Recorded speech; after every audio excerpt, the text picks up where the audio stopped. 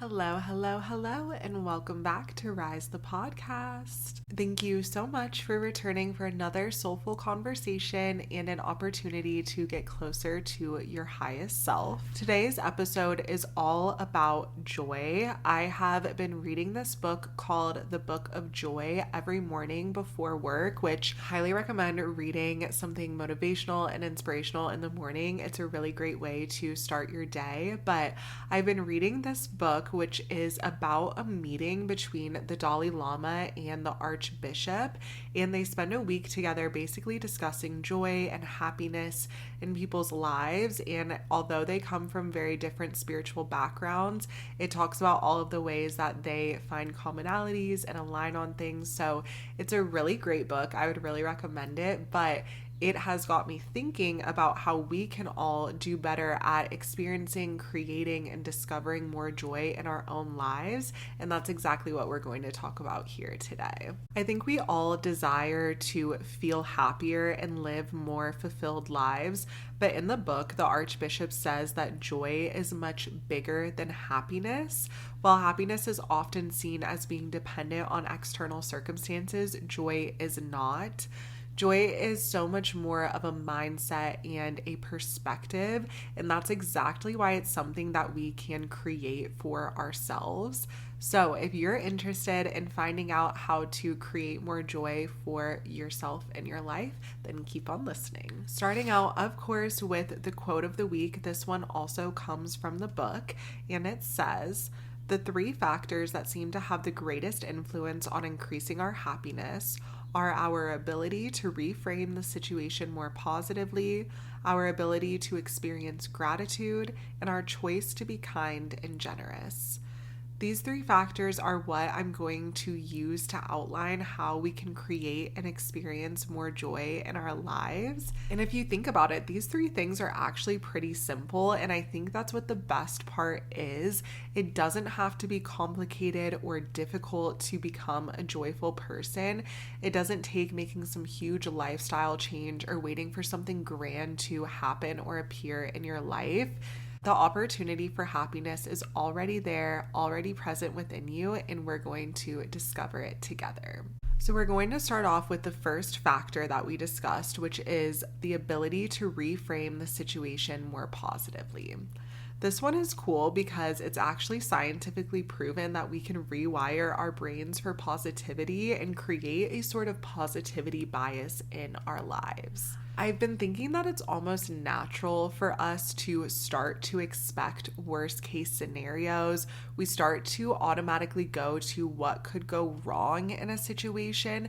And sometimes when someone asks you about your day, you tend to highlight the one thing that went wrong instead of all of the other things that didn't go wrong. We tend to really see our lives in extremes, and it's entirely possible to start reframing and magnifying the smaller aspects of our lives to experience more joy and more happiness. And we want to help our brains to start naturally seeing these positive things because these things were always there. We just didn't tell our brains that that's what we wanted to focus on.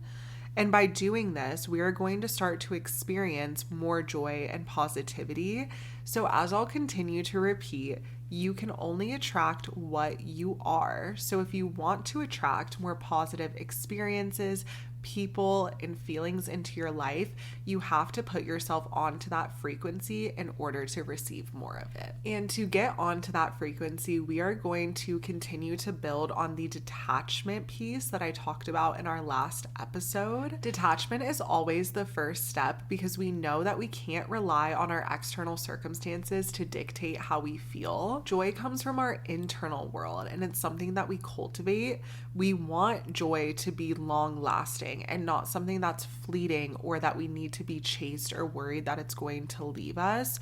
We don't want it to be dependent on the reality that is external to us. We want it to be a feeling that we are able to tap into and cultivate whenever we want to. And like I said, we really tend to view life in extremes. We start to believe that joy is this overwhelming feeling that we experience when something goes right or when something appears in our lives.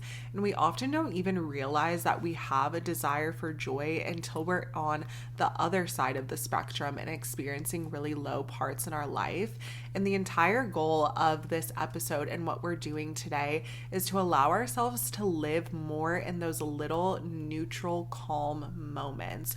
We don't want to be living for these extreme high highs and low lows.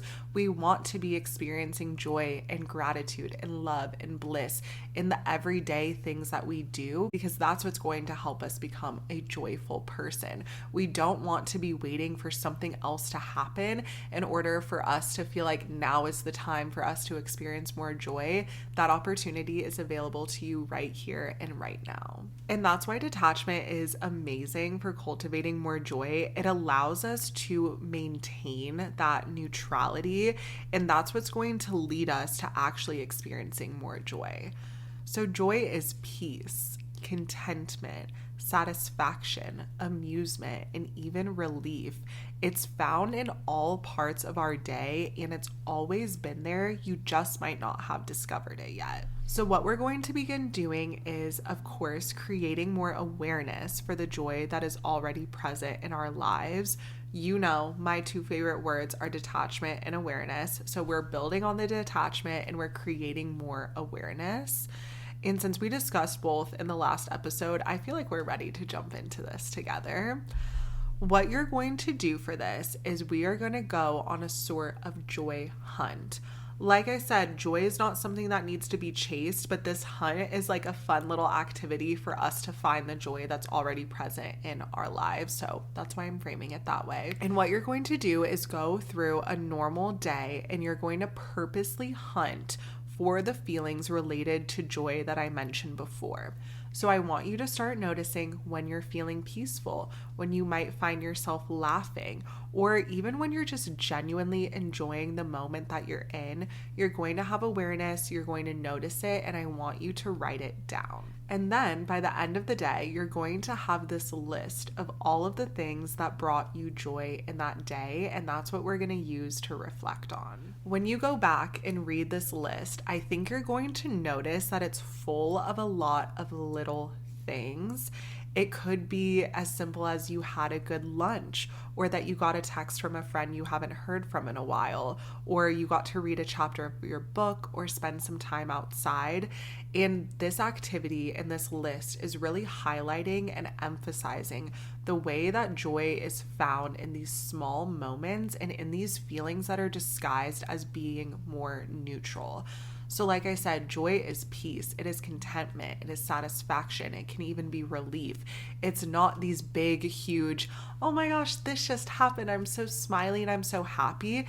It's literally noticing that you're doing your work and you're kind of just neutral and you're not having these big swings of emotions. Joy is truly the opposite of feeling negative. So if you find yourself throughout the day and you're like, wow, I don't feel negative right now. I might not feel extremely happy, but I'm pretty content with how I'm feeling.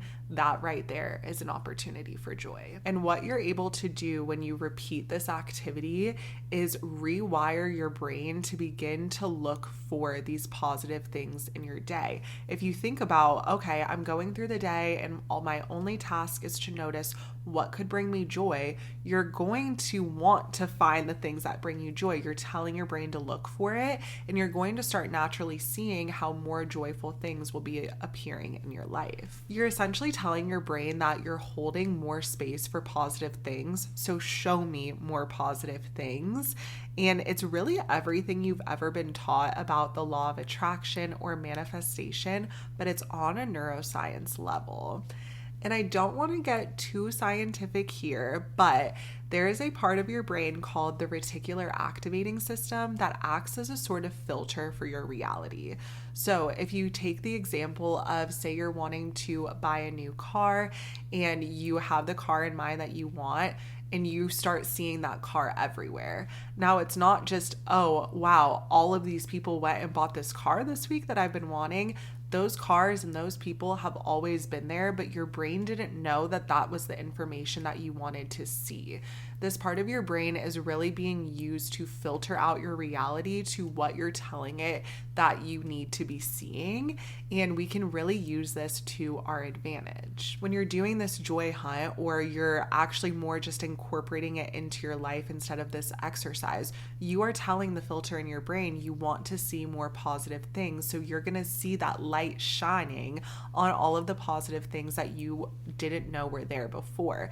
Like I said, these things aren't just falling out of the sky and appearing. They have always been there, but your brain didn't know that you wanted to see them, and your brain didn't know that we were framing it in this positive way.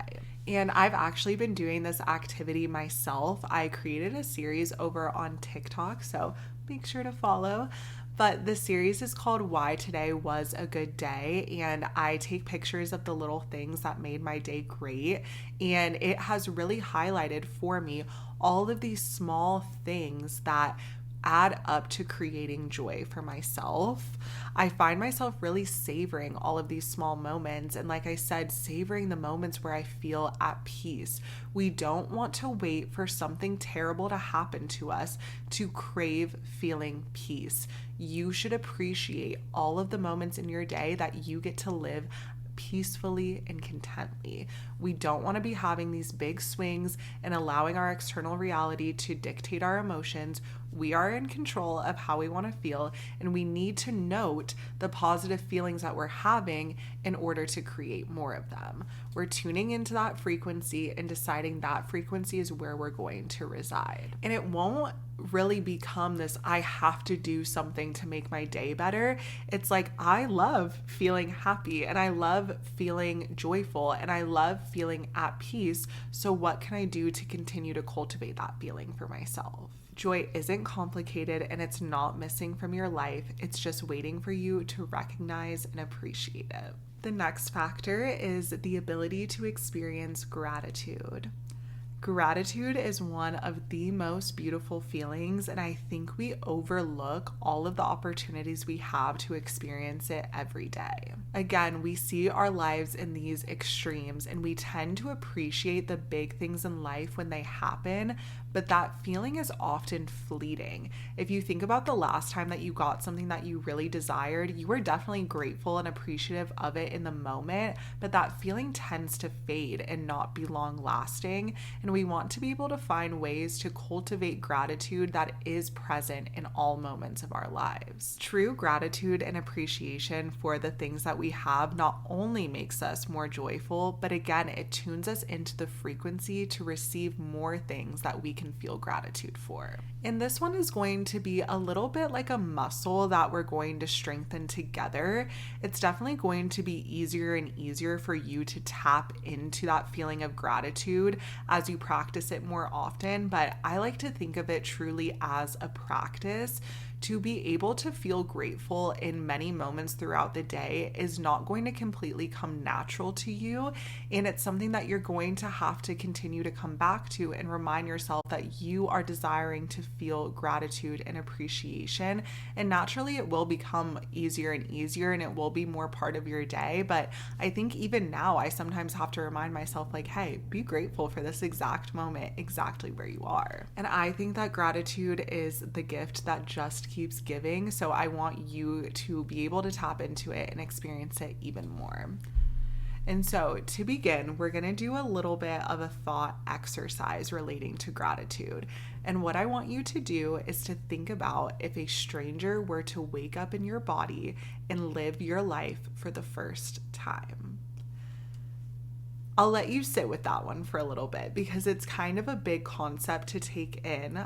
This came to me a couple weeks ago and I was like, wait, this makes so much sense. Truly imagine what it would be like to wake up in your body and live your life as if it were the first time. So you're imagining waking up in your bed in the pajamas that someone else picked out for you the night before. You're going into the kitchen to make a coffee, but you've never seen this kitchen before. you are getting to work a job that provides you a stable income, or you're getting to go to school and learn things. You get to go outside and feel the sun shining on your skin. You get to move your body and utilize all the parts of it that you're so lucky to have. You get to cook yourself a dinner with the groceries that you bought yourself earlier in the week, and then you're able to spend your free time doing whatever you want. Imagine how that would feel to live that life for the very first time. These things are all small moments throughout the day that we've gotten so accustomed to experiencing, but when you're able to put it in the lens of this is the first time, it all becomes brand new and an opportunity to appreciate all of these things that are in your life. I've also thought about it in terms of when you move. So when you move somewhere new and like you're in your new apartment for the first week and like every day is just different because you're not used to this space, and then you've been living there for 6 months and it's just you live there. You almost don't even absorb in your brain the background before you because you're so used to seeing it. That's what this idea is of imagining if you were living your life for the first time. You're really trying to view your life through the lens of I've never seen this before. How amazing is this? And I actually did this, like I said the other day, and I went through a few hours in my life with really having this intention of viewing it as if it was the first time. It was a little bit trippy, I'm not gonna lie, but it was so cool to just like walk around my house and like pick up this blanket that I've had for years, but in my head I'm like, I've never seen this blanket before. It's so cute and cozy. And to pet my cats that I'm so used to having, but in this new reality of living it for the first time, I've never seen these cats before. There's just so many things that we are used to experiencing because we have them every day that we don't understand what a gift it is to be able to experience it. And gratitude is all about recognizing the gifts that you have and showing and feeling appreciation for them. And again, we always see our lives in these big extremes, and I think it's really common for people to become grateful for things once they no longer have it. Like, what's that saying that you don't know what you have until it's gone? I do not want any of you guys to have to experience loss in order to feel appreciation. Feel that fullness and appreciation while you have everything now so that you can signal to the universe you're ready for more. If you are choosing to ignore all of the gifts in your life, not take the time to appreciate them, why would the universe send you more? You have to get onto the frequency of I am so lucky and so blessed to have all of these things in my life that I'm allowing myself to experience even more blessings because I'm appreciating the ones that I have right now. I think it's also really easy for people to compare their lives to others and start to feel like your life is lacking something or it's inadequate in some way. And I think this process and this experiment of living your life as if it was the first time helps you see how beautiful and amazing the life that you have is. To be able to wake up in a bed, wear clean clothes, to be able to work and to read and to write and to go outside are gifts. These are not things that we should just expect to have. We are so lucky to have them, to be able to cook yourself a meal that you love or have your morning coffee. Like, truly start appreciating what you have been given because you are going to be able to expand and bring in even more. But even just beyond that, like, why live a life if you're not appreciating every single thing within it? Why go throughout a day without taking the time to notice that this is all a blessing and this was all given to me and I am lucky to experience it? It just seems like we're wasting so much time being wrapped up in our problems, wrapped up in the things that we're trying to achieve, when it's like right here and right now is the time to feel it all. And going along with practices, I think another great thing to do is to keep a gratitude journal. I've been doing this for almost 5 years now. It's so natural to me. I write down 5 things I'm grateful for every day. And what this really does is, again, help rewire your brain to look for those things to be grateful for. And it's also a really great tool to reflect on and to see the things that you write down. I love seeing how granular I'll get with things, being grateful to open a window, or that my air conditioning worked today, to seeing how I repeat things a lot, like my family, my job, my friends. I'm continuing to hold gratitude for them. It's really an amazing practice and just a good way to center your mind and ground yourself. Gratitude is such an easy way to shift your energy and experience the joy that is already within your life. It's the things, again, that were always there, but you just weren't paying attention to them, and you definitely weren't holding enough appreciation for them as you should. Once you continue to do this, I promise you will feel lighter and more loving naturally, because that's the energy you're cultivating every time you practice and experience gratitude. It's literally taking 10 seconds before you eat your meal to be like, this is a gift. I'm so grateful that I'm about to eat this. It is not complicated. It is not this lengthy thing, but it's something that you're going to have to continue to tap into so that you can feel joyful and feel like everything is a gift. It's all about switching your mindset and switching your perspective and allowing yourself to view the ordinary as extraordinary. The final factor that we're going to discuss is our choice to be kind and generous. This one might be my favorite because it highlights how we can create happiness and joy in our lives by being good to others, and I love a good win-win situation. I feel like why this is true really doesn't need much explanation. What you exude is what you receive. So if you give love and kindness, that's what you're going to get in return energetically. It also naturally feels good to do good for others. And I think that this is something we all know and understand, but it's really being able to tap into that intention and the frequency that we are choosing to be kind and generous. So, beginning with choosing to be kind, I wanted to talk about a few ways that we can all be kinder to each other. One of the most impactful ways that I've found is noticing and changing how you speak about others. Sometimes I feel like gossiping is a disease, and we do it so naturally that sometimes we don't even notice that we continue to drag our energy down by speaking in these ways about others. And once you're in the habit of doing it, it's almost hard to stop. We often excuse it by just saying that we're spilling the tea, or we're not talking shit, we're just expressing how we feel. But when you get down to the root of it, you're speaking about someone else, and you're probably not speaking about them in a loving and kind way. And choosing to shift this is such an easy way to be able to give love, kindness, and generosity to another person.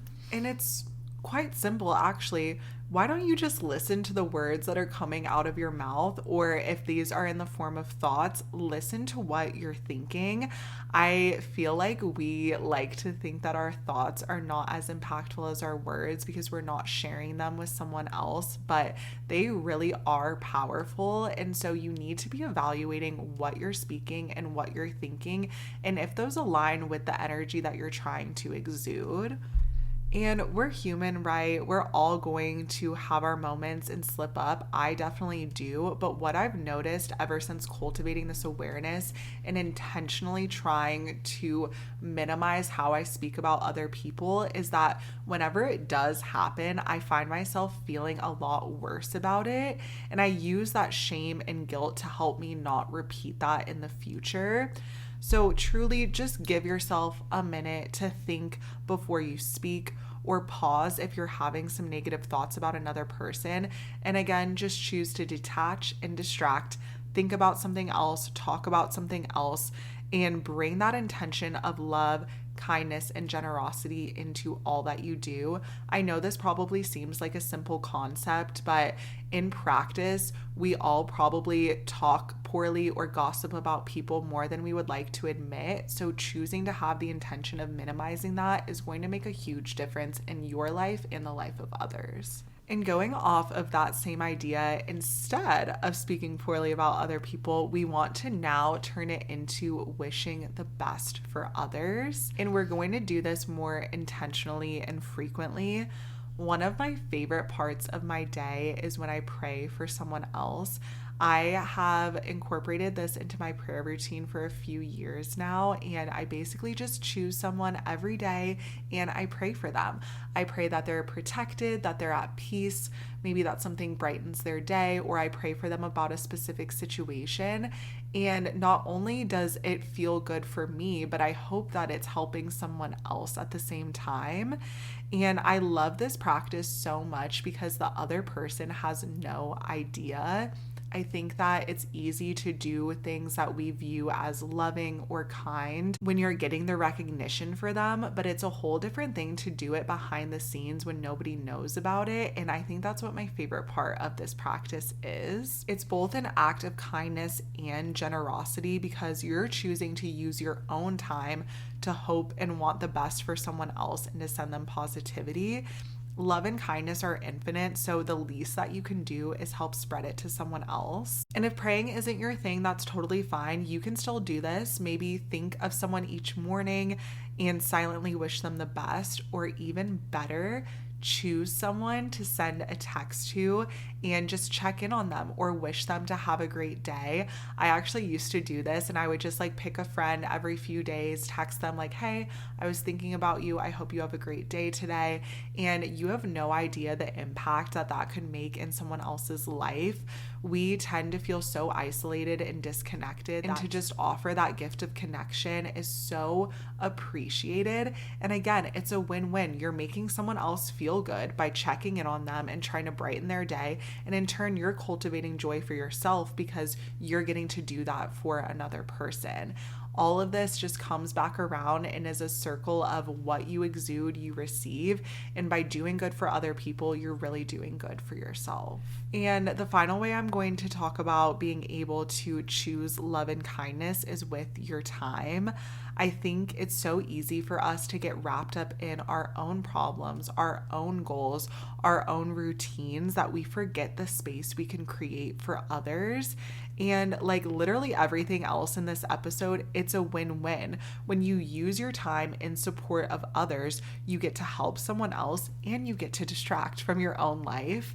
I actually kind of still do this thing where if I have a problem come up and I feel the desire to call a friend and talk about it, I actually will call a friend and ask them all about their life, because I want to take that pressure off of myself to feel like my problems are so big. I think one of my favorite things that I've ever heard is that if you could put your problems in a bowl with other people's, mix them up and choose them out, you would want to choose your problems again. And it all goes back to that gratitude piece of we are just so absorbed in these extremes of life and the bad things that happen to us and the things that aren't going our way that we choose to make that our focus. And naturally, we want to reach out to someone and we want to talk about that. But by turning it on its head, calling someone when you're feeling like you want to talk and actually letting them talk is in turn going to make you feel so much better. And whenever I've done this, by the end of the phone call and my friend's wait, why did you call me? What's up? I don't even remember. What does it matter? It's it no longer seems like such a big deal. We have to get out of our own way. We have to stop living in the prison of our mind to think that this life is difficult and problem ridden and that everything that happens to us is so important. You are not the most important thing in this world, and the least that you can do is create space in your life for someone else. It's going to make you feel better. It's going to make them feel better. And it's all about cultivating that energy of what you want to receive, which is something that I've talked about in the previous episodes. If you call someone to complain, all you're going to get is more things to complain about. So why don't you call someone and give them that inviting and warm energy so that you can receive that in return? I think these things are all so simple. For me to sit here and tell you that you should call a friend or send someone a message or pray for them, these are all very simple things, but it's so easy for us to overlook them. And I hope that these reminders really hit home with you and help you understand that Joy is there. The opportunity to experience joy, gratitude, love, and kindness is right there in your own life. All you have to do is make the intention and go after it. I think if you'll notice throughout this episode, none of this was making some huge lifestyle change. None of this was going outside of yourself and seeking something in your external reality to give you these feelings. These things are already there. You are choosing how you want to feel, and you're cultivating those emotions for yourself. It is so beautiful, and I hope that the overall takeaway of this episode, and also if you read this book, is that life is a gift. To be able to wake up and live the life that you do every day is such a blessing, and I want you to appreciate it more than you have before. I want you to appreciate being able to put on makeup. I want you to appreciate being able to use your legs and walk outside. All of these things that we think are just normal and automatic parts of life, you will not appreciate until they're taken away from you. And as I've said before, none of you should have to experience loss to experience gratitude. So find it right here in the now. I want you to make the conscious shift that you're going to wake up tomorrow and live a few hours as if you've never lived this life before, and see how amazing it is to be you. It is a gift to be you, and the joy and the love and the happiness that you desire is right there in your life. All you have to do is amplify it. And the best part is that supply of love, joy, and kindness is infinite. It never diminishes. So I want you to be overly generous with it. This is a wealth that will only come back to you tenfold, and it's something that almost feels better to give than it does to receive. So find more ways to not only cultivate joy and gratitude in your life, but to be able to spread that to others as well. This was such a fun episode to record. I've really been loving this book and all of the ways that it's been helping me reflect on where we can find and discover joy in our own lives. So I hope that this episode was able to give you some tools and techniques to reframe your mindset and get you onto that frequency that you desire. Like I said, it's just a gift to be here. I'm so grateful to be sitting in front of this microphone with my laptop and my camera, and to have the voice and the mind to be able to come up with these things to tell you all. So the least I'm going to do is enjoy it and appreciate it every step of the way. And I hope that this motivates you to do the exact same. So thank you again for listening. I appreciate you so, so much. And as always, I am sending you love and light.